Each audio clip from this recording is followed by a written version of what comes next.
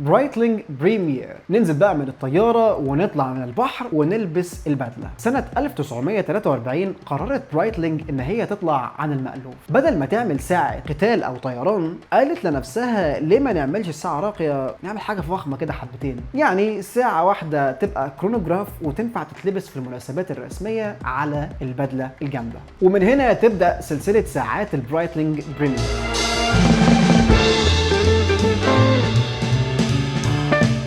وهنا كانت أول محاولة من برايتلينج إنهم يبينوا إنها مش بتاعت ساعات قتال فقط. الساعة ما فيهاش تصميم اوفر ولا فخامة زايدة عن اللزوم، بتديك اللي انت عايزه بلمسة سيمبل خالص، لكن الساعات فيها لمسة الاولد ماني، تحسها كلاسيك كده وفينتج وحاجة راقية، وفي نفس الوقت كل موديل فيها ليه عناقته الخاصة. سنة 1964 برايتلينج قررت ان هي تنزل السوق بشكل جديد تماما. السوق ده كان مليان شباب بيتفرجوا على افلام جيمس بوند وبيركبوا عربيات الماستنج، وعايزين ساعة شكلها يكون سبور بلون مميز وفي نفس الوقت تكون كرونوجراف، بس من غير ما تكون كلاسيكيه زياده بما انهم شباب وكده يعني.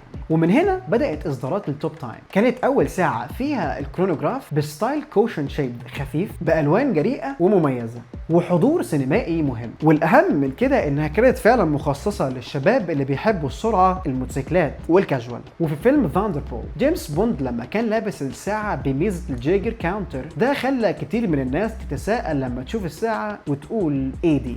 اصدارات التوب تايم رجعت مؤخرا وبقوه، ولكن بمزيج جديد ما بين الروح القديمه والتكنولوجيا الحديثه، خصوصا في التعاون مع براندات السيارات والموتوسيكلات. لو بتدور على ساعه شبابيه تكون كرونوجراف بستايل مختلف، ولو بتحب العربيات الكلاسيكيه والستايل الامريكي القديم، او حتى لو مجرد انك عايز تلبس ساعه تقول عنك انك مختلف، فالتوب تايم هتكون هي المثال المميز ليك. من الطيارات الحربيه للاستخدام اليومي، كرونومات. سنه 1983 الجيش الايطالي طلب من برايتلينج ان هي تعمل ساعه تكون عمليه دقيقه وتستحمل الاستخدام العسكري لطيارين الجو، وكان الرد من برايتلينج هو اول اصدار من ساعات الكرونومات، واللي كان بمثابه نقله قويه جدا وقتها. الفكره كانت انك يكون عندك ساعه كرونوجراف احترافي، ولكن في نفس الوقت ينفع تلبسها لو انت خارج او حتى رايح اجتماع، يعني فيها توازن حلو جدا ما بين الشكل الرياضي والاناقه. ومع الوقت كرونومات تحولت من ساعه عسكريه لسيت اب كامل ينفع في كل المواقف، في البحر، سفر، طيران، كاجوال، رسمي، تنفع معاك في اي موقف من المواقف دول. ومع تصميم الرولي بريسلت بقى ليها شكل مميز جدا وتقدر تميزها وسط اي مجموعه ساعات. والساعه دي بالذات اتشهرت وسط رجال الاعمال والعسكريين والمغامرين بسبب تنوع استخدامها.